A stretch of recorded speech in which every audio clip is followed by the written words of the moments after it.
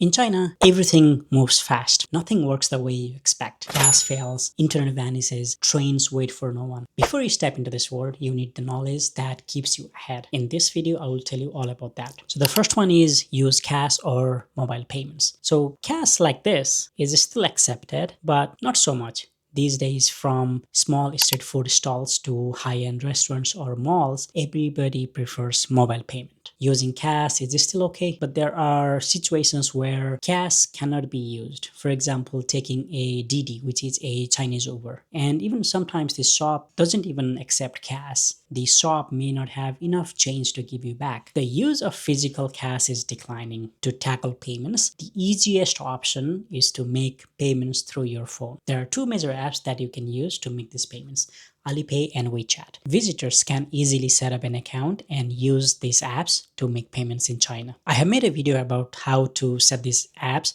just check them out. The other one is visas and immigration. There are several immigration programs for visitors. China offers 30-day visa free for many countries, but if your country is not on the list, you must apply for a visa. Since immigration rules keeps changing, I suggest you check the local Chinese embassy website for up-to-date visa information. The third one is using phone and internet. You might be aware China has a thing called Great Firewall, which basically blocks all the foreign apps. I wouldn't say all, but most foreign apps such as Google, Facebook, Instagram, and YouTube. To use these apps, you have three options. Either take a travel eSIM or use roaming from your current phone company or use VPN. Using roaming might be expensive, and if you are visiting for a few weeks, the bills just rack up. VPN is also very restricted.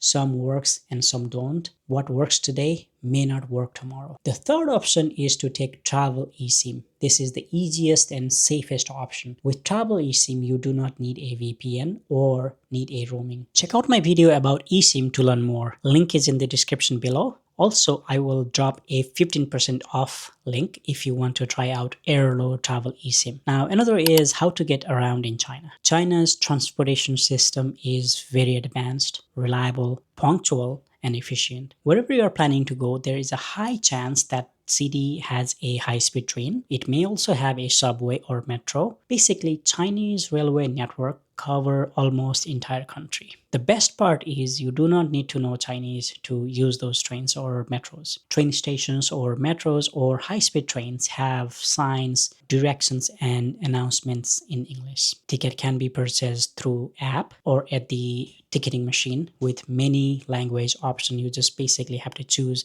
what language you like. Anyone, regardless of language or age or experience, can handle trains or metros. Now, another is language barriers. Yes, language barriers can be an issue, but this is not just for China. If you speak, let's say, Spanish and go to English-speaking country, for example, UK, you will have the same language barrier. And it is same with China. They speak Mandarin. However, in many cities, many locals try to communicate in English, which can be very enough to get things done. Once you are outside of the big cities, then naturally there will be less and less number of people that will communicate in English. However, to tackle this issue, there are translation apps like Google Translate.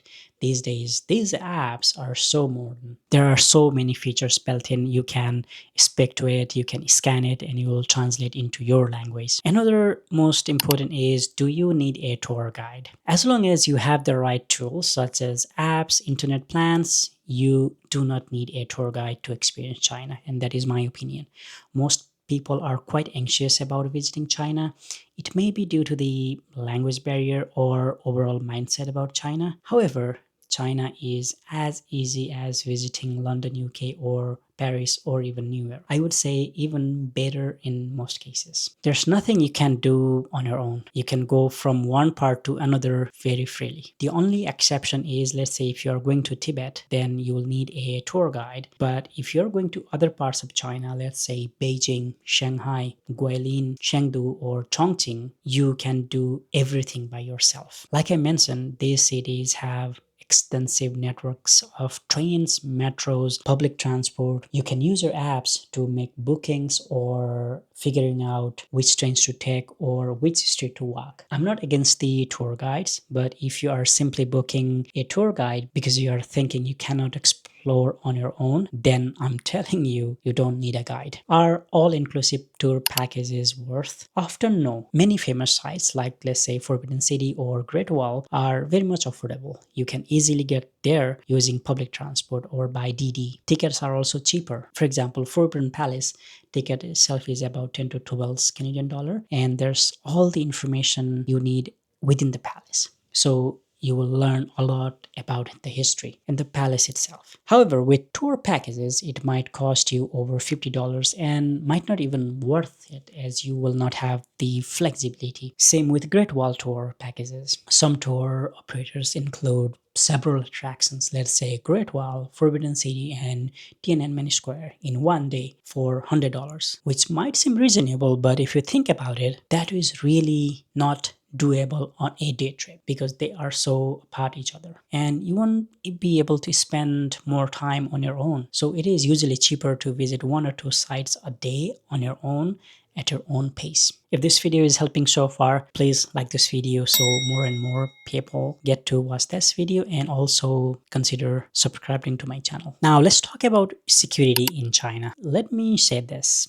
China is safer than London, UK, or Paris, or several cities in US. While it's pretty safe, always use your judgment and common sense. If something is off, then walk off. Don't engage in any political or sensitive talks, such as talking about the government or the war or just sensitive things in nature. You can still talk to locals about things in general, but don't start anything that might get you in trouble and also them in trouble. Be prepared for frequent security checks at metro stations, malls, or rail stations, not just at the airport. Also, big attraction sites.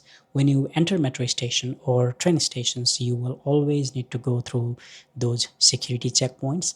Just put everything that you are carrying on the X-ray belt, and you just walk through the X-ray machine. You just grab your items and you go and take the train. They may sometimes ask you if something is not right. If there's no questions, you are good. Just head straight. There's high security in sensitive areas such as Tiananmen Square or, let's say, government buildings. You will also notice there are several police checks who may also check your passport and visa.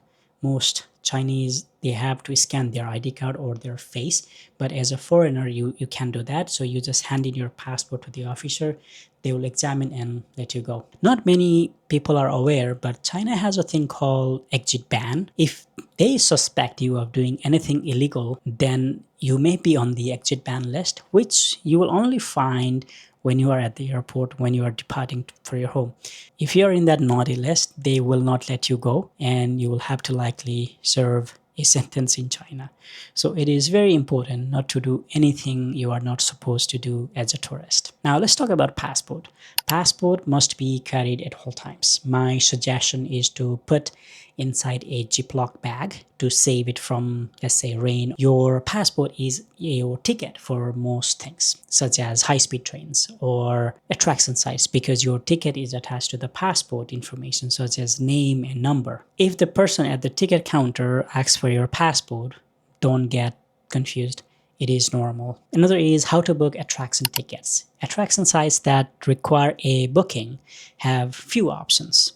Almost every site have a WeChat mini program or a physical counter, or through third-party travel sites such as trip.com. If the site requires early reservation, my suggestion is to book through WeChat mini program, as this is the most official way. If you don't need advance ticket, line up at the site and you can purchase from there. There may also be a QR code stand where you can basically scan it and you can buy the tickets through your phone using Alipay or WeChat. Or you can use trip.com, which are also very reliable to book these kind of attraction tickets. Now let's talk about how to book high-speed train tickets. You can use official app called Railway 12306. This app does have a English version and it is very easy to set up and use. Once the app is set up, go to the search, enter the destination and where you're going from. Choose the time and class of travel. Let's say, is it a business class or is it a first class or a basic economy? Once you make a selection, choose the ticket, and you can pay from the app itself. Tickets are attached to your passport number and name, so make sure your passport name and the name on the app that you put is accurate. Trip.com is also another site that you can purchase train tickets. But remember, there's a little service fee you will need to pay if you use Trip.com. Even with Trip.com, tickets are attached to your passport number and name. The one tip I would give is for famous routes, they are very demanding and competitive, and seats might get sold out pretty quick. Most routes open the booking 15 days in advance.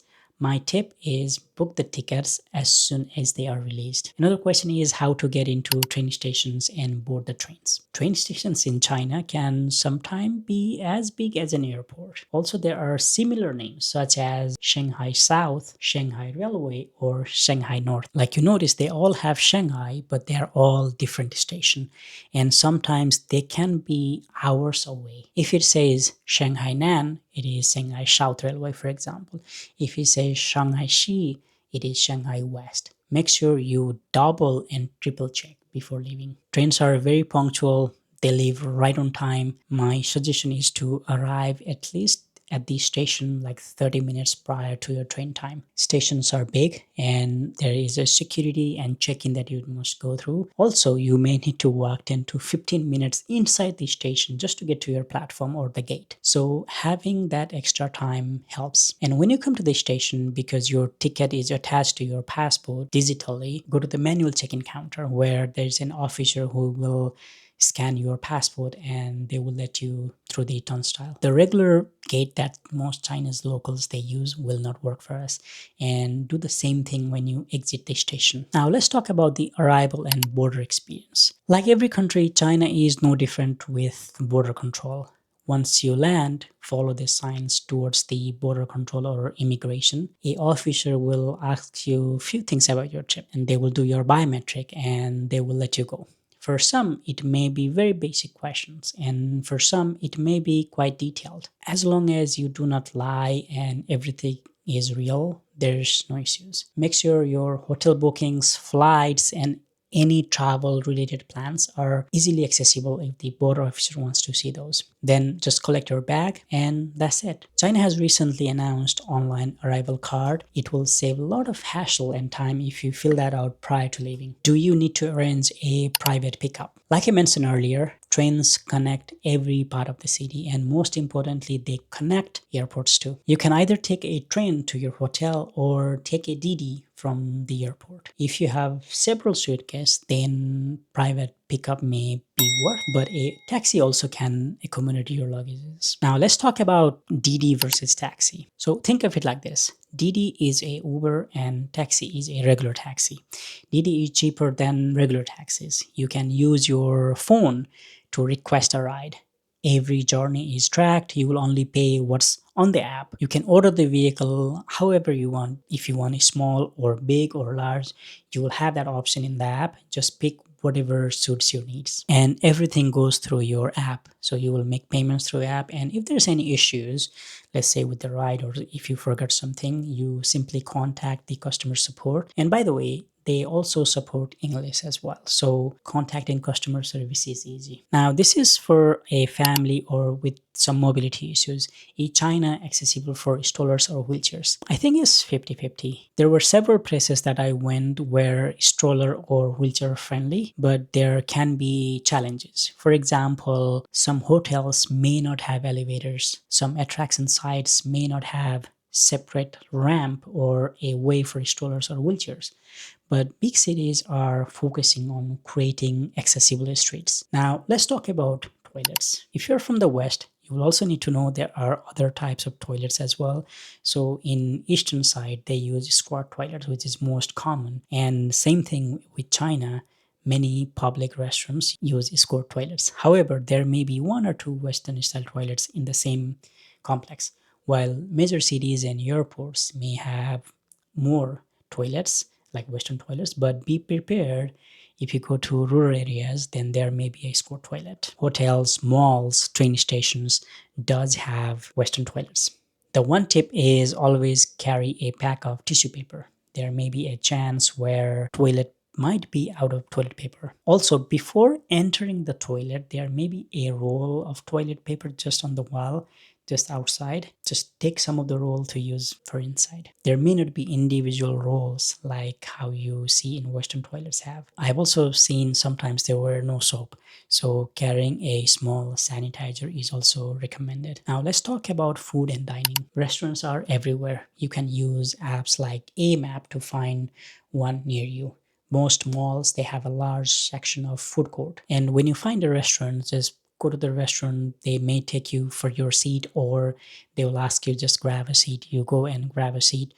Most likely there will be a QR code on the table. You just scan that code and you make a selection of the food that you want to have, and the food arrives there. Payment goes through the app right away. For some reason, if there's anything wrong, just call the server and they will sort it out for you. And this is also important. Tipping is not expected, and sometimes it can be even seen as rude. Most restaurants, they serve tea or room temperature water. If you see anything not part of your order, that's either free or there's a small cost to it. For example, if there's a pack of tissue paper, then they may charge around a yuan or two. If there's something you may not eat but being charged for, politely refuse and they will take care of that. Food allergy is not common in China, unlike the West. If you have any allergies, make sure to tell them through the app or translation app. If you don't want spicy food or want to exclude something, tell them. One thing I learned to say was bula. This means no spicy. As you start using translation app and start ordering, you will get used to it. And chopsticks are common, but if you don't use chopsticks, ask for cutleries. Most restaurants have them anyway. I never drank tap water. My suggestion is to always buy bottled water. Your hotel may also offer few free water bottles every day, but buying them is also very cheap at local stores or convenience stores. Another topic is power plugs or power banks. China has different power sockets and voltage. For example, they use 220 volts, whereas in North America we use 110 volts. Most modern electronics, like let's say phones or laptop, they do support 100 to 240 volt, so they are fine. But make sure you check on the charger. It should say 100 to 240 volt. The power plug is also different, and I saw varieties of power plug. I saw type A, C, or I. Most hotels, train stations, or even trains will have USB cables. You can just insert your USB charger and you can charge your phone. Some hotels may also have those universal outlets, so your charger will work. Some older buildings may only support type I or type A. My tip is to bring a universal travel adapter like this, so you are covered everywhere. And you can buy this from Amazon or even at the airport after landing in China, or even at your home country. Power banks are extremely common in China. People use them everywhere because you are heavily relying on your phone, since everything runs on your phone. And China is very strict about power banks recently, and like many countries, you cannot put your power banks in checked luggage. You have to carry them on. Also, if you are taking domestic flights within China, the power bank must be CCC certified. So there will be a logo like this, and it should be very clear, and it has CCC. If your power bank does not have this, then security might remove them. Also, as of recording this video, traveling on a train without CCC power bank is fine, but it may change. You can either purchase at home or buy from reputed Chinese stores in China, such as Xiaomi or Huawei. So this is from Xiaomi, and depending on the battery capacity, it might cost anywhere from $20 to $50. The one good thing is China also has power bank rental stations everywhere. Malls, metro stations, restaurants, tourist sites, everywhere. You basically scan a QR code, grab a power bank, you charge it, you take it with you, and return it somewhere else. But this usually requires WeChat and Alipay. So set those up first. And it has to be of same company. So let's say if you got it from a yellow booth, you will need to return it on a yellow booth, or at least the same company. And this is all for today's section. If you have any questions about China, please drop them in the comment section below. I have other several videos on my channel which may be helpful for your planning. Check them out. And if this video has helped, please like this video and also subscribe to my channel. Thanks for watching, and I will see you on another video. Safe travels.